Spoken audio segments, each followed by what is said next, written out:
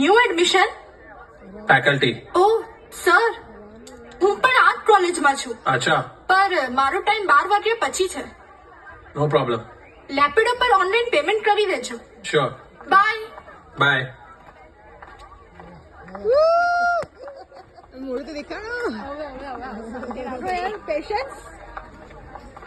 સાહેબ, તમે કયું મૂવી જોવા આવેલા?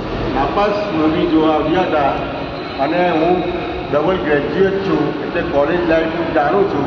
એટલે કોલેજ લાઈફમાં જે બધું બતાવ્યું છે સારું બતાવ્યું છે, અને પોઝિટિવ થિંકિંગમાં જે ખરાબ વસ્તુઓ હતા તેને પણ સુધારવાની જે પદ્ધતિ બતાવી છે તે ઘણી સારી છે, અને લોકોને એમાંથી કંઈક પોઝિટિવ થિંકિંગ મળે એવો આ પિક્ચરનો હેતુ છે.